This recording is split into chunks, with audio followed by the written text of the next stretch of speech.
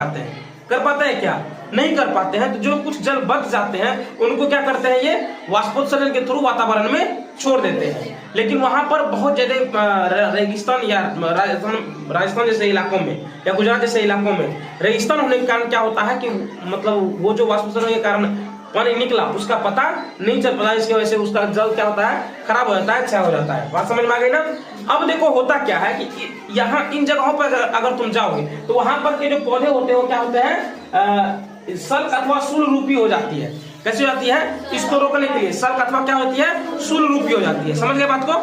किसको रोकने के लिए? वाष्पोत्सर्जन को रोकने के लिए, ताकि वाष्पोत्सर्जन न हो। बात समझ में आ गई ना? अब अगला एक क्वेश्चन हम लिखे हैं कि कुछ पादपों की पत्तियां गहरी लाल, बैगनी अथवा भूरे रंग की होती है, क्या इन पत्तियों में भी प्रकाश संश्लेषण होता है? अब जरा सोच करके देखो, हमने क्या बोला कि आज से पहले हमने यही पढ़ा ना कि हरे पेड़ पौधे जितने होते हैं वो अपने मतलब भोजन स्वयं बनाते हैं और वो प्रकाश संश्लेषण की सहायता से अपना भोजन बनाते हैं। ठीक है, ये पढ़े थे। लेकिन अब बात क्वेश्चन यहाँ पर यह आया कि हरे पौधे के अतिरिक्त कुछ और पौधे होते हैं जिनकी पत्तियां दूसरे रंग की होती है ना? जिनकी पत्तियां क्या होती है, हरे के अलावा दूसरे रंग की होती है। तो क्या इन पौधे के पत्तियों में भी प्रकाश संश्लेषण क्रिया होती है? इनको समझते हैं और इनका आंसर एक बार ध्यान से देखो। तो हमने क्या लिखा कि हरे पत्तियों के अतिरिक्त अन्य वर्ण रंग की पत्तियों में भी क्लोरोफिल होता है। क्या होता है? अन्य रंग की पत्तियों में भी क्या होता है, क्लोरोफिल होता है। अब देखो हमने क्या बोला था कि प्रकाश संश्लेषण के लिए मोस्ट इंपोर्टेंट पॉइंट क्या है तुम्हारा, क्लोरोफिल।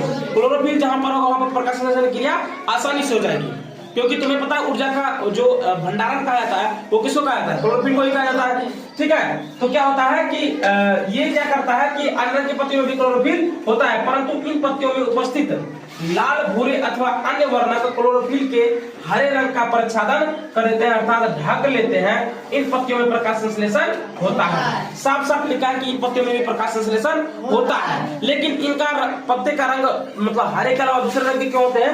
क्यों होते हैं? क्योंकि इन पत्ती में जो उपस्थित लाल, भूरे अथवा अन्य वर्णक होते हैं वो क्या होते हैं, क्लोरोफिल के हरे रंग के मतलब परिच्छादन करते हैं।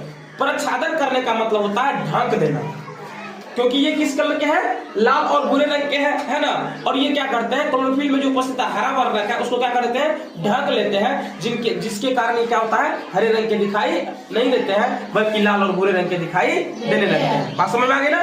और लेकिन क्या होता है कि ढक लेने के बाद भी क्या होता है, इनमें इन पत्तियों में प्रकाश संश्लेषण की क्रिया होते रहती है। बात समझ में आ गई ना?